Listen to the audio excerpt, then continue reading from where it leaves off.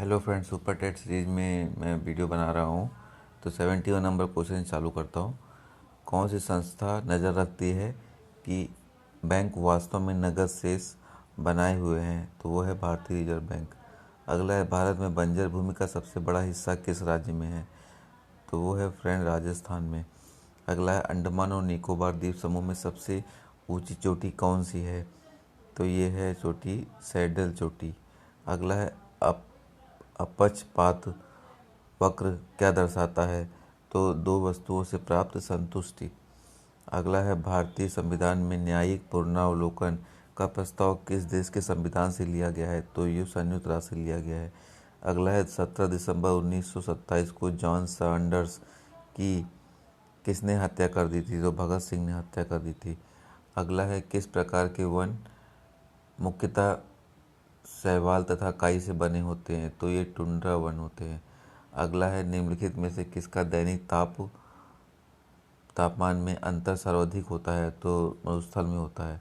MICR के संक्षिप्त रूप में आई का क्या अर्थ है? आई का अर्थ है इंक, स्याही। अगला है, सरदार वल्लभ भाई पटेल क्या थे? बारडोली सत्याग्रह के अग्रणी नेता थे। अगला है, कक्षा शिक्षण में पाठ्य प्रस्तावना सोपान सीखने के किस नियम पर आधारित है? तो यह तत्परता के नियम पर। अगला है, सतत एवं व्यापक मूल्यांकन से तात्पर्य है सीखने की प्रक्रिया के दौरान शैक्षिक एवं शैक्षिक क्षेत्रों की नियमित रूप से आकलन करना। अगला है, वर्तमान में निःशक्त बच्चों की शिक्षा के लिए कहा गया है समावेशी शिक्षा। अगला है, कौशल सीखने की पहली अवस्था है अनुकरण करना। चलिए अगले स्लाइड पे चलते हैं। 85 नंबर क्वेश्चन है, मूल्यांकन किया जाना चाहिए बच्चों के सीखने के स्तर पर ज्ञान होता है। चला अगला देखते हैं, सीखने की प्रोजेक्ट विधि किस अवस्था के लिए उपयोगी है? तो ये होती है प्रोजेक्ट विधि सभी अवस्थाओं के लिए, बाल्यावस्था, किशोरावस्था और पूर्व बाल्यावस्था। निम्नलिखित में से कौन सा एक उपयुक्त रचनात्मक आकलन कार्य नहीं है? तो वह है विद्यार्थियों का योग्यता क्रम निर्धारित करना। अगला है, एक शिक्षिका पाठ को पूर्व पठित पाठ से जोड़ते हुए बच्चों को सारांश लिखना सिखा रही है। वह क्या कर रही है? वह बच्चों की पाठ समझने की स्वशैली विकसित करने में सहायता कर रही है। अगला है, निम्नलिखित में से कौन सा तत्व कक्षा में अधिगम हेतु सहायक हो सकता है? तो वो हो सकता है अध्यापकों द्वारा बच्चों की स्वायत्तता को बढ़ावा या सहयोग देना। अगला है, विद्यालय में समावेशन मुख्यतः केंद्रित होता है तो विशिष्ट श्रेणी वाले बच्चों के लिए सूक्ष्म प्रावधानों के निर्माण में।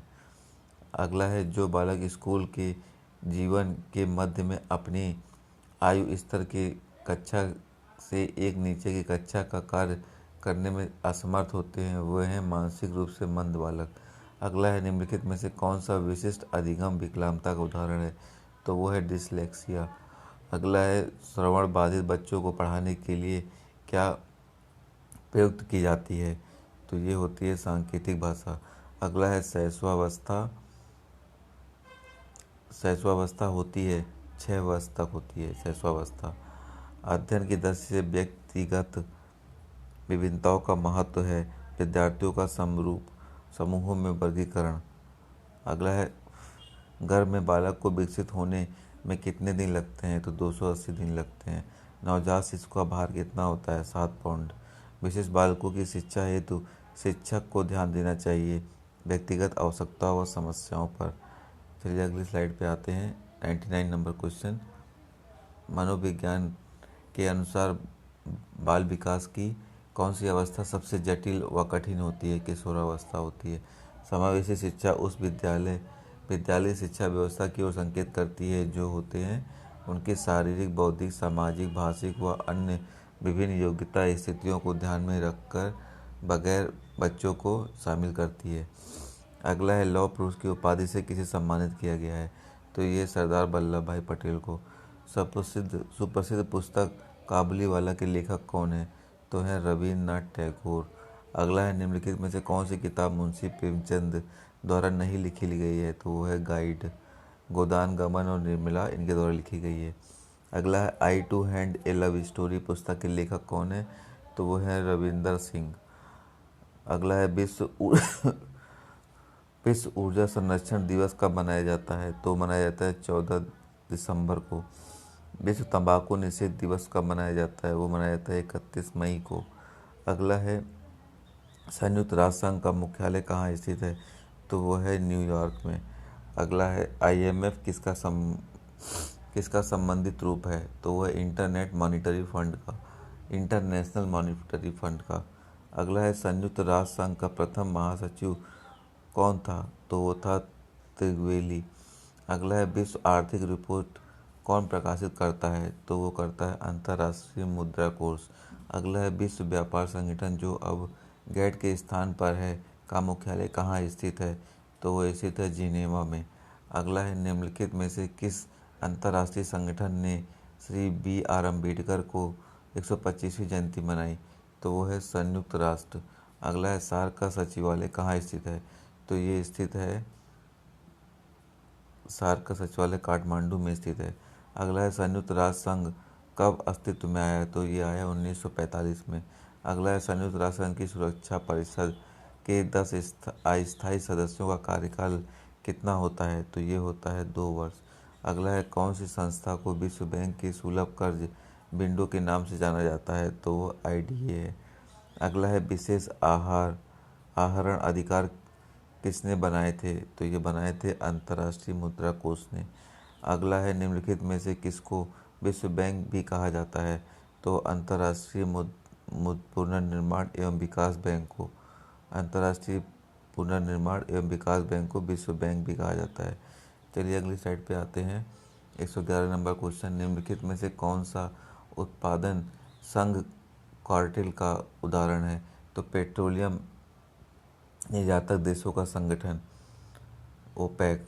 अगला है संयुक्त राष्ट्र संघ की में निम्नलिखित में से कौन सी कामकाज की भाषा नहीं है? तो वो है जापानी भाषा। अगला है मानव विकास सूचकांक कौन तैयार करता है? तो ये संयुक्त राष्ट्र विकास कार्यक्रम करता है, संयुक्त राष्ट्र विकास कार्यक्रम। अगला है संयुक्त राष्ट्र सुरक्षा काउंसिल के स्थायी सदस्यों की संख्या कितनी होती है? तो होती है 5।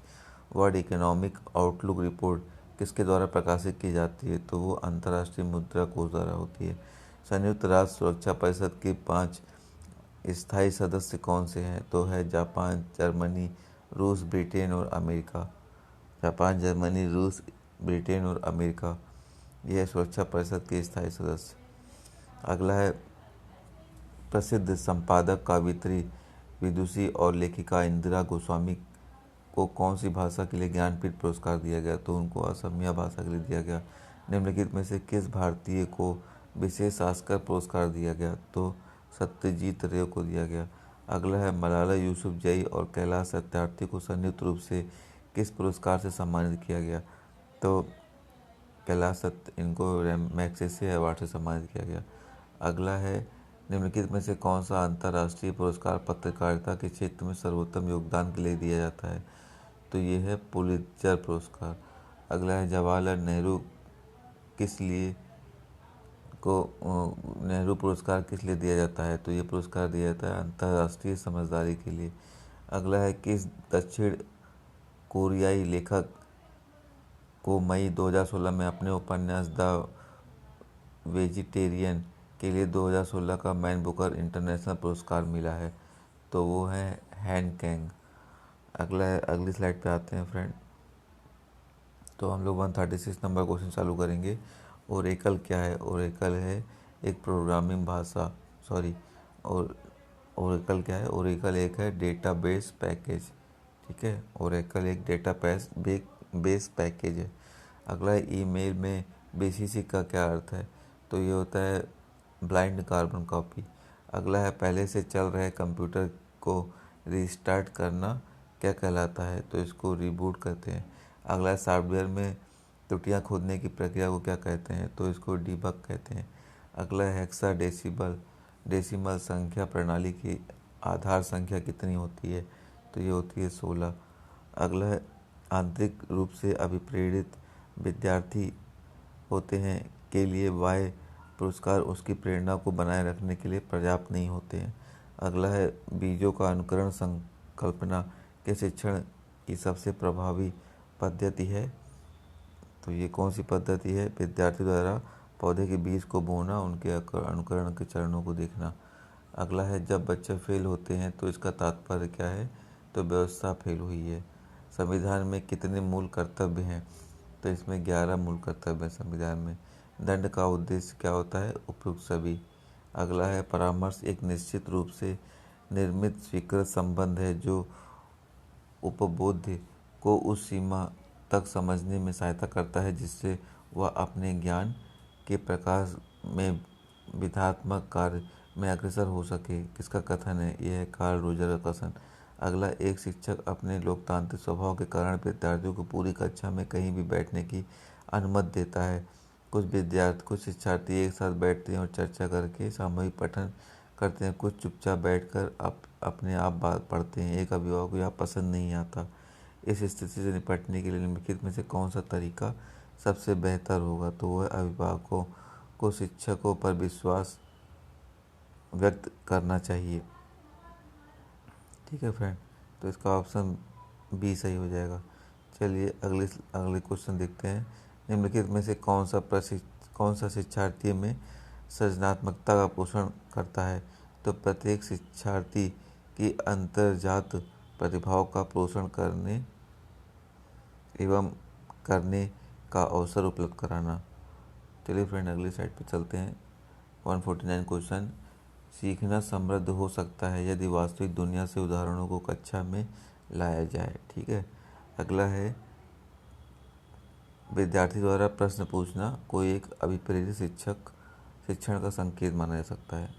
चलिए friend, thank you for watching my video. Thank you very much.